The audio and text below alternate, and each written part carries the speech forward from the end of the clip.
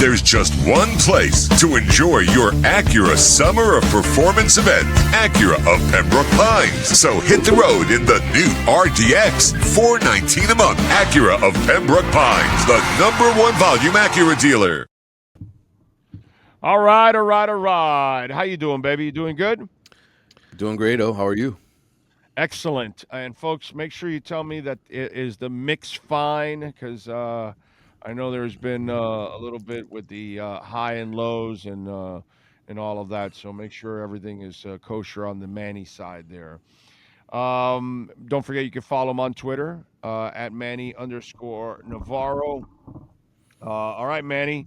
Uh, Looking forward to this season in an absolutely big time way, dude. To me, considering what I see, what's coming with the Dolphins, Yeah. we're gonna need it. So, what's the mood been like now with Mario and the team here this week? Yeah, I think there's obviously a lot of excitement about this upcoming season, but really Mario has spent the first few days since camp started trying to temper those expectations and trying to keep these players from believing all of the hype, right? And keeping them focused on what they have to do. So I think that's been the message early on. You've seen all the quotes and all the things coming out of camp about Mario saying, this group hasn't done anything yet. The previous team's the one that got to the national championship game. So I think he's just trying to keep egos in check at this point and make sure that they don't just expect to roll out there and win games. And it's been a long time since Miami has acted that way, right? Because they weren't good enough to do that. But now it's kind of like you have to go back and check egos again and make sure that these guys are focused and they do the job when needed. Well, I was looking at the rankings that came Hmm. out, and they had Miami at 7. Yep. And I said, this is fantastic for Mario. This isn't rat poison because, quite frankly, I'm a little bothered. I think Miami should be number 2 right after Ohio State. Yeah, I think But so too. I think that, I'm that's with you. that's just me. Hmm. The fact you have Notre Dame in front of them is ridiculous. Miami definitely should be in front of Notre Dame. So I think, Ohio State, I have no problem with them being number 1, but for me, I would have given him a rat poison like ranking. So this is good because I talked about it yesterday. This is more of a disrespect type of thing. And now guys are motivated to say, oh, wait a minute, hold on a second. We were in the national championship game, and especially the guys that are all returning and go, wait a minute, we were in the national championship game and now we're the 7th best team in the country. Hmm. I think that might be a little motivation and not rat poison. Absolutely. And I think for a lot of these guys, it just sort of follows the message that people still don't believe in you, that they think last year was a fluke, that you shouldn't have gotten to where you got, even get into the playoffs, right? There were a lot of people nationally that saying Notre Dame deserved that spot, even though they had lost to Miami. So I think you're looking for ways to motivate a football team. This certainly helps, and it keeps the expectations high still. With the fact that you're in the top 10, that you're number 7, that you're that close. So I think it worked out perfectly for Mario. I'm pretty sure he probably paid some voters off to make sure that they weren't number 2 or number 1. No, yeah, definitely. He would have hated me because I would have given him a number 2. I would have given him the rat poison, and he would have gone, "Oh God, get this out of here," Hmm. overall. All right, so we lost a big tight end, but he'll be back next year. But give us the latest on some of the injuries and stuff going on in camp. Yeah, obviously you hate to lose Luka Gilbert because he's a big-bodied guy coming back. Especially with the way Mario loves to use multiple tight end sets, and him and Shannon Dawson love to play the power running game. But from everything I've heard coming out of camp, and this team is going to be so incredibly dangerous at the wide receiver position. I mean, I think they are legitimately 6, 7 deep at that position in terms of guys that are really good players. And so you may line up a lot of 5 wide. You might have a situation where you go 4 wide and you put Malachi Tony in the backfield.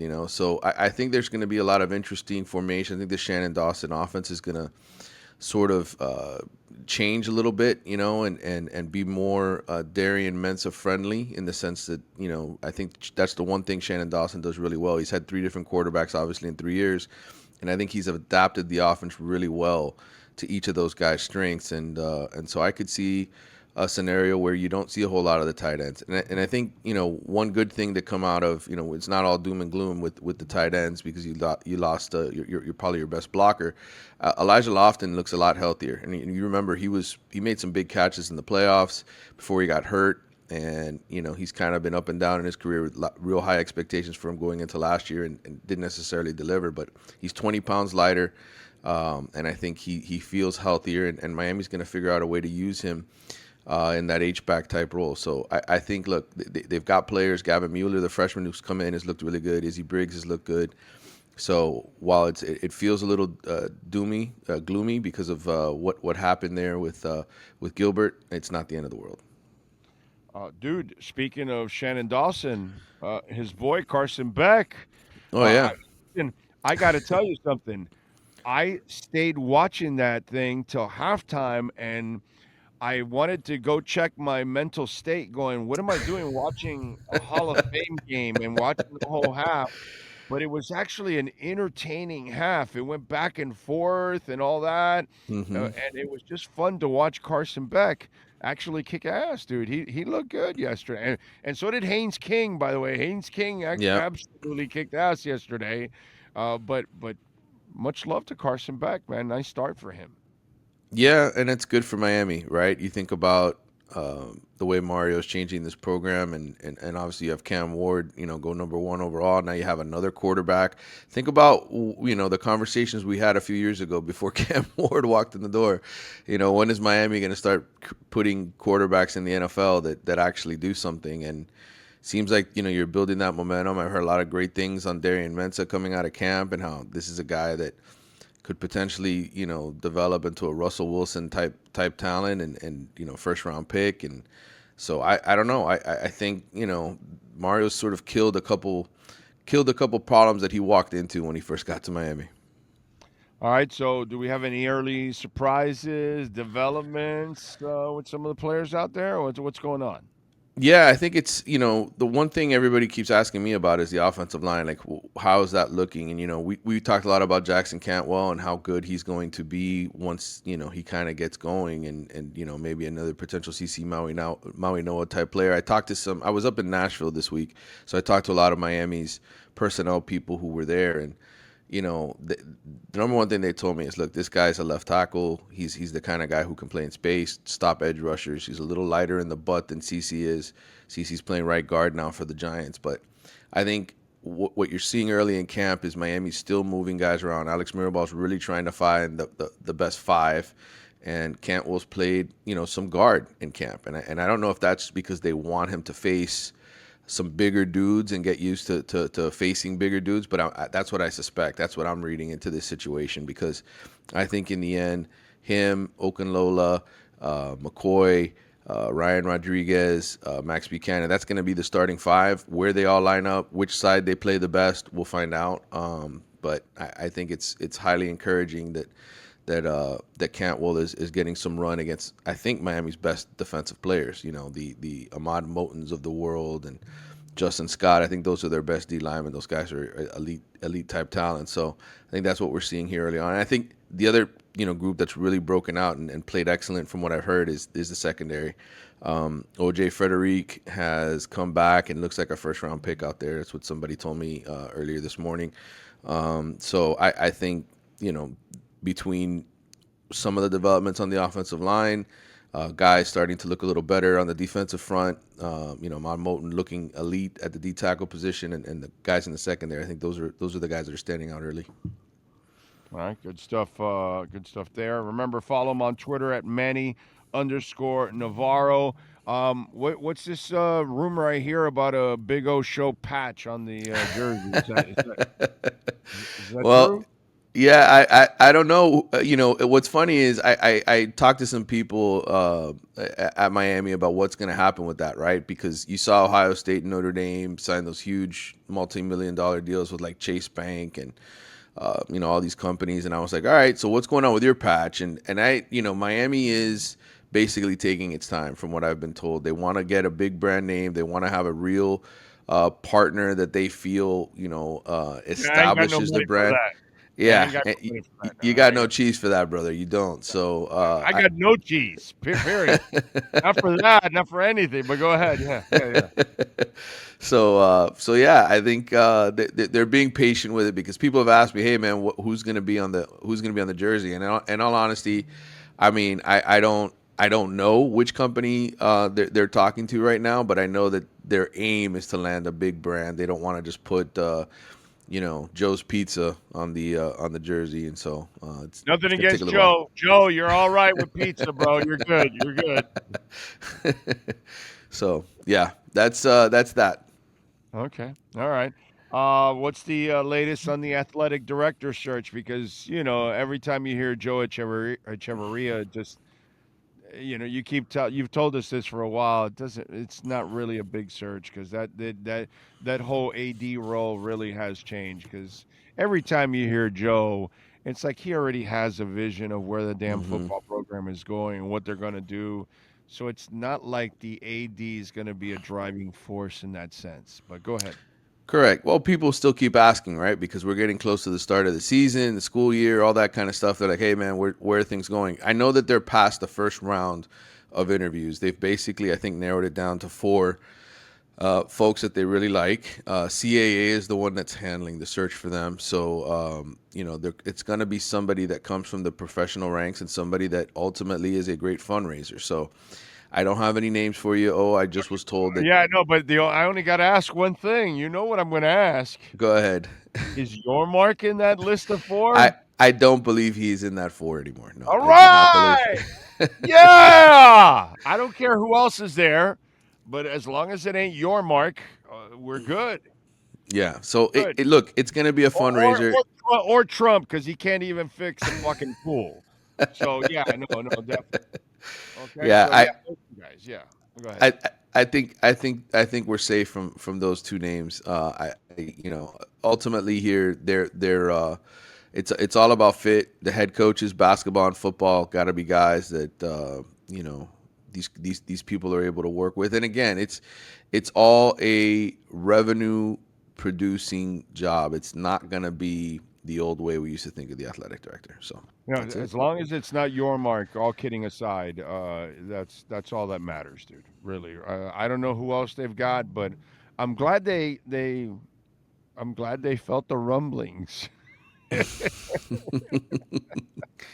They pay You know, attention to what the community says. There's no doubt. I mean, and pay attention to the people that actually cover the business and were around it and all that, Hmm. and maybe reach out to a couple of them that were really close, and maybe they can give you some exact examples that you may want to stay away from, because you got a good thing going right now.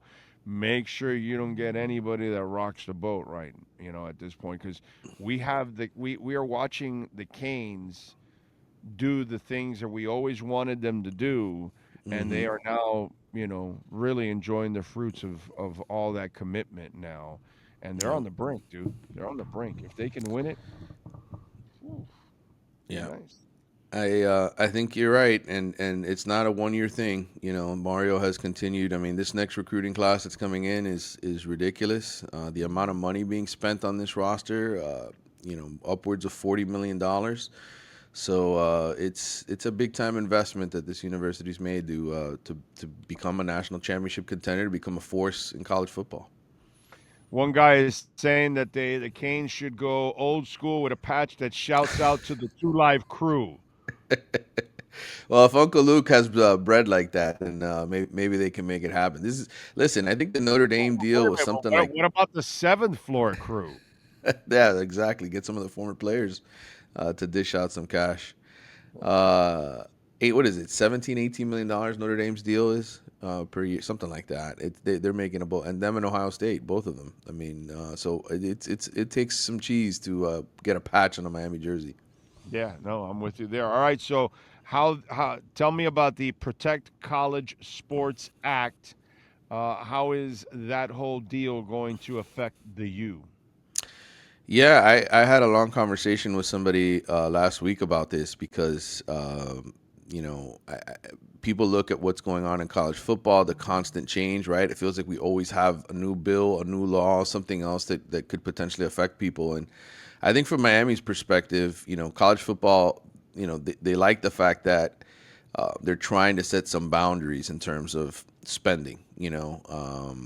40, I think it would be 47 or 48 million dollars for men's sports, five for women, based on the bill that I've heard about here, and so sort of reining in how much is being spent on players is something that they're okay with. But I think the long term problem for Miami here is, they want to get out of the ACC and into the Big Two, right? When the next TV deal comes around. I've had this conversation many times, and part of this, you know, bill is requiring a team that wants to change conferences to sit out as an independent for 5 years, and that's something that is written into this bill. So Miami can't afford to leave the ACC and be on its own for 5 years and still remain a championship contender that can pay all of its bills. So that's the part that I think a lot of people in Miami's administration is against. Obviously, laws can change. You can always go back to court, fight things. But I think from a Miami big picture perspective, that's the reason you don't want to see this bill pass right now, because it creates a hurdle for Miami if it wants to get into the Big Two in a couple of years. And it's interesting to me that Notre Dame, obviously the premier independent program in the country, this suits them great, but it doesn't suit Miami, Florida State, Clemson, Oh yeah, anybody because they're else. already independent. They got their own TV So contract and it, shit. They don't care. yeah, yeah. So it's funny to And me they have the how best of both worlds because the ACC lets them get away with that shit, basically, yeah. which is just ridiculous that you would do that just because you want the relationship, with Notre Dame into the conference, but that's now look at the position that you're in, and it's sad because Miami used to be a Notre Dame like, you Hmm. know. It's kind of screwed up because that's what we were. We were independent for a bit.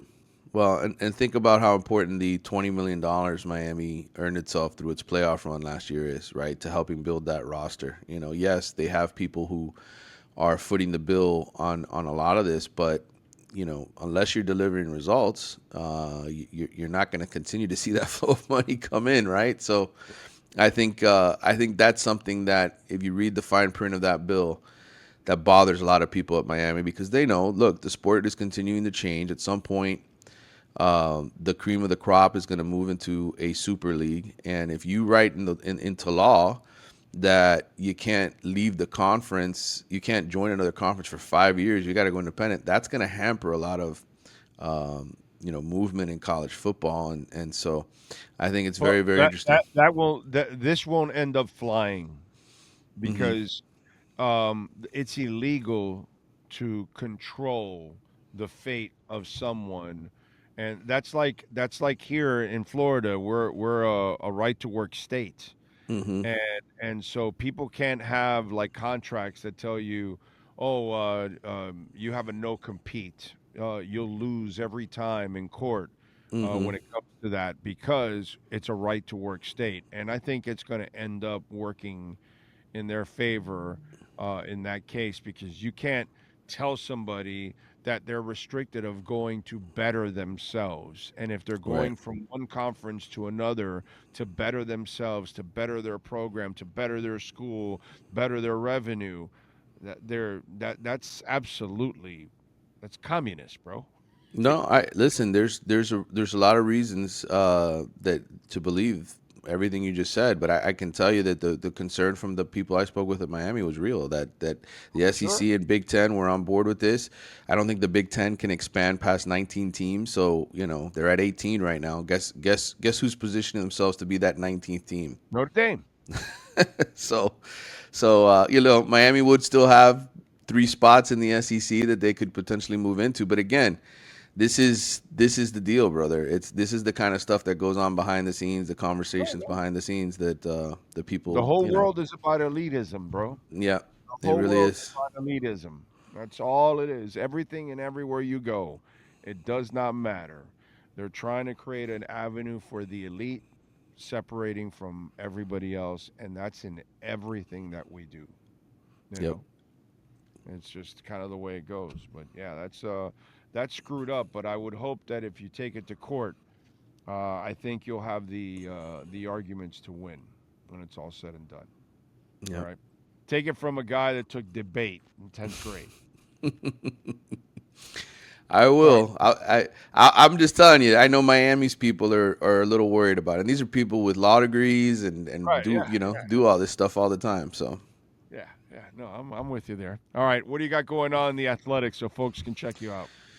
man, I just put out my story on the tiers ranking teams in terms of how hard they're going after championships. So that was a fun project that took me a while to do, and it's finally out. It came out yesterday. I spent all this time in Nashville talking to personnel people across the sport. Sam Khan, Antonio Morales, and I spent 3 days there doing that, networking, and we're putting together our top 100 player list. There's tons of stuff to read right now on college football and the athletics, so go check it out.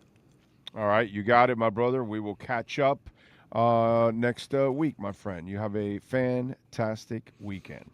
You too, brother. Take care. There you go.